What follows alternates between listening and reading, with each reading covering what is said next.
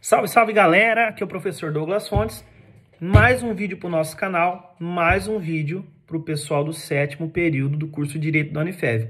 Meus queridos, o tema do vídeo de hoje é o tema que nós vamos discutir no nosso encontro no Teams essa semana, tá? Vamos começar pelos efeitos da sentença penal condenatória. Nós já discutimos em aula, já discutimos inclusive pelo Teams também, que o simples fato de uma pessoa ser processada criminalmente já traz um abalo social, emocional muito grande para a pessoa.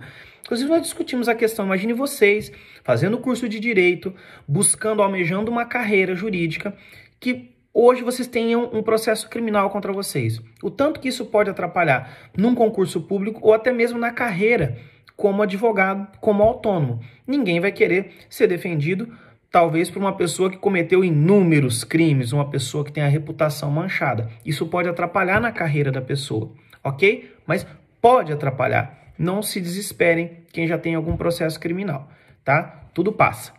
Mas a questão é a seguinte, nós não temos que nos preocupar apenas com esse efeito social. Nós, como estudantes do direito, nós precisamos estudar os efeitos técnicos disso, tá? Primeira coisa, por óbvio, nós temos efeitos penais, que é a aplicação da pena. A sentença penal condenatória, ela busca o quê? A aplicação da pena. Então, esse é o efeito primário, ok? Ou seja, nós temos a imposição da pena criminal, que é o objetivo básico e principal da condenação.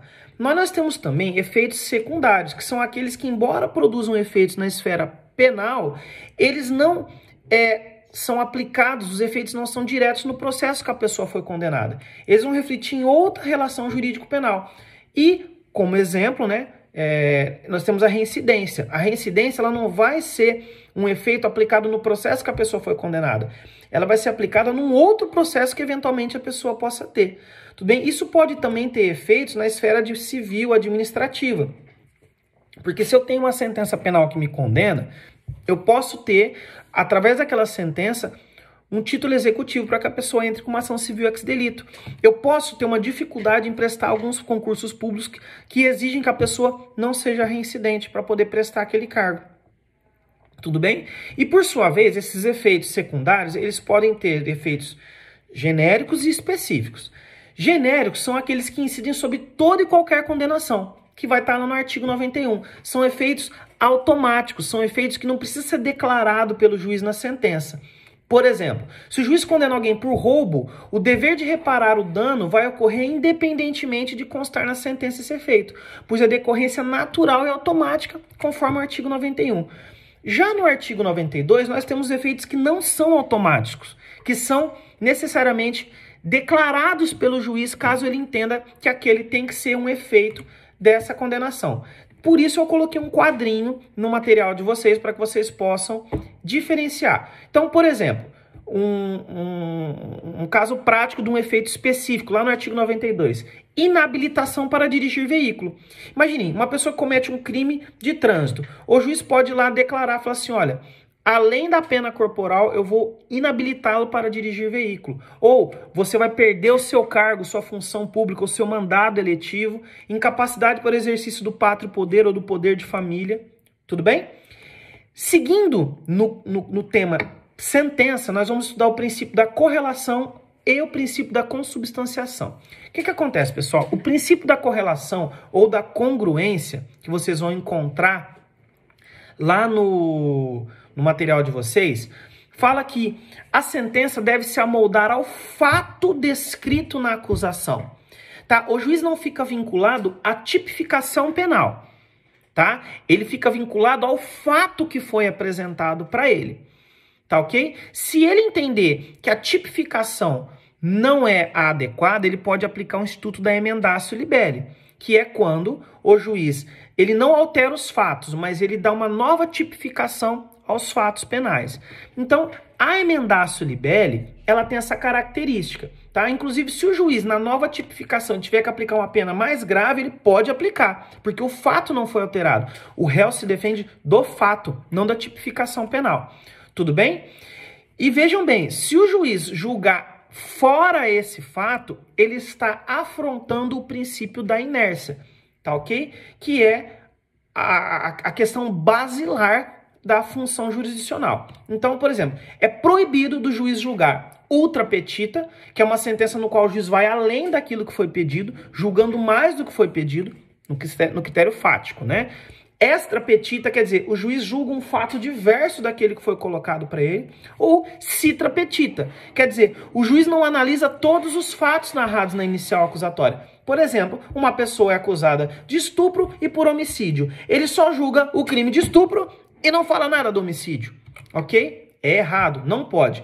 E esse princípio da congruência, ele retira seu fundamento de um outro princípio, que é o princípio da consubstanciação, que é, segundo o qual o acusado se defende dos fatos, foi o que eu disse anteriormente, tá? Se o juiz julgar fora o que foi trazido fatidicamente para ele, ele afronta, ele viola o princípio da inércia, aí que nós entramos realmente na questão da emendatio libelli, que já foi explicado, e a diferença da emendatio libelli para mutatio libelli. Gente, a emendatio libelli, nós vamos encontrar ela no artigo 383. Tudo bem? Eu vou ler o artigo para vocês. O juiz, sem modificar a descrição do fato contida na denúncia ou queixa, pode atribuir-lhe definição jurídica diversa, ainda que em consequência tenha de aplicar pena mais grave. Tudo aquilo que nós estudarmos na emendatio libelli, nós vamos aplicar também na mutatio libelli, que está no artigo 384.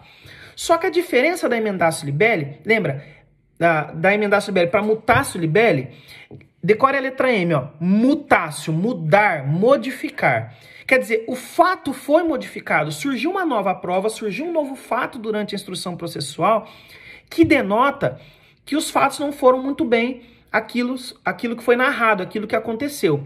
Por exemplo, num crime de homicídio, durante a prova processual, surge um fato novo que demonstra que aquele crime não foi um homicídio simples, sim um homicídio qualificado. O juiz abre prazo para o Ministério Público aditar aquela acusação, tá ok? O promotor adita a acusação, aplica-se o princípio da ampla defesa do contraditório, abrindo prazo para a defesa se manifestar a respeito daquele aditamento. Pode ser refeita a prova se as partes entenderem que é necessário, podem ser ouvidas novas testemunhas sobre aquele fato que foi alterado, ok? E nisso segue a tramitação processual normalmente. Só que nós temos, por exemplo, a questão assim, se o Ministério Público entender que ele não quer alterar a acusação, ele entende que não é caso de mutatio libelli, o artigo 384, parágrafo 1º do Código de Processo Penal, ele faz uma referência ao artigo 28 do Código de Processo Penal, que foi alterado pelo pacote anticrime. Então, antigamente, se o juiz entendesse que era caso de aditar a denúncia e o promotor se negasse, o juiz, seguindo a regra do artigo 28, ele mandava imediatamente para o Procurador-Geral de Justiça. Agora, como o artigo 28 foi alterado pelo pacote anticrime, onde foi, digamos, colocada uma preocupação para que o juiz não haja de ofício, até porque a acusação é do Ministério Público, você vai fazer o seguinte raciocínio, você vai pegar e ler o artigo 28 na sua íntegra e verificar como proceder. Basicamente o promotor, no caso lá, se promovia o arquivamento de um inquérito policial, ele remete, tá, para o procurador-geral. Aqui, se ele, promotor, entender que não é caso de aditamento, ele vai remeter para o procurador-geral e as partes envolvidas, se não concordarem com a atitude do Ministério Público, podem recorrer para o Procurador-Geral de Justiça. Não esqueçam também da súmula 453 do Supremo Tribunal Federal, que é clara onde que a mutatio libelli somente pode ser aplicada em primeira instância, diferente da emendatio libelli, que pode ser aplicada em qualquer momento. Por que a mutatio libelli só é aplicada em primeira instância? Porque é lá que é feita a produção de prova, é lá que é feita a instrução processual. Então eu não posso mudar os fatos num momento que não tem instrução processual. O tribunal, a segunda instância, ela só vai analisar os fatos que foram colocados no processo até aquele momento. Então é possível a emendatio, não a mudatio. Tudo bem? Pessoal, seguindo ainda no vídeo, nós temos que estudar o artigo 389 do Código de Processo Penal, que ele fala da publicação e intimação da sentença. Porque conforme esse artigo, a sentença é publicada, se torna público quando entregue nas mãos do escrivão. Hoje, com o sistema digital, quando o sistema libera para o escrivão, né, para o escrevente, todo o ato praticado pelo magistrado. Quer dizer, até a publicação não há propriamente sentença, mas apenas expectativa de sentença, pois o ato jurisdicional só se torna perfeito com a publicação. Mas aí nós temos que ter uma atenção. Caso a sentença seja proferida em audiência, ela se torna publicada com a sua mera leitura, constando no sistema ali, em audiência, o juiz falando para você: doutores, a sentença já está no sistema, vocês podem ler, já é dado por intimado naquele ato, naquele momento. Tudo bem? E não esqueçam que as partes serão intimadas de formas distintas, conforme a sua situação no processo. Tá ok? Por exemplo, o réu está preso, ele vai ser intimado pessoalmente lá na unidade penitenciária onde ele estiver.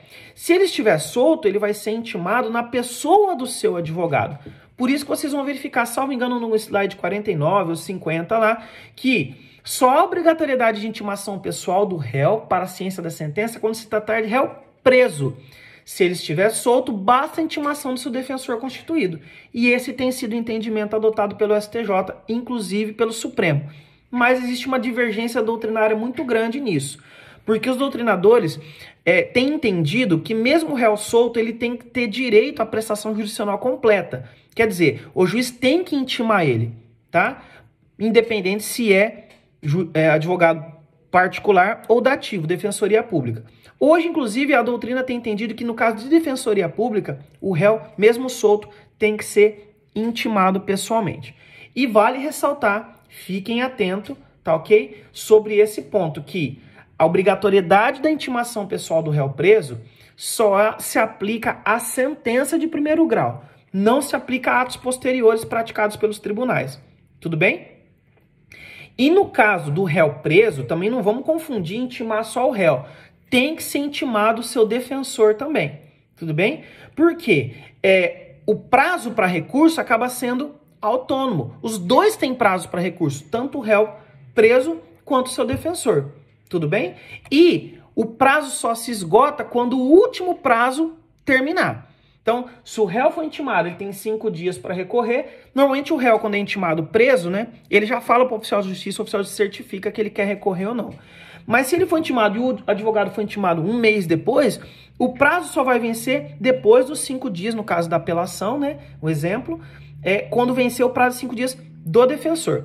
Tudo bem, pessoal? Então, essa é a mensagem, tá ok? Que eu queria deixar para vocês. Videozinho, na média, aí, 12, 13 minutos. Um grande beijo, a gente se vê lá no Teams, galera. Beijo, até mais. Tchau, tchau.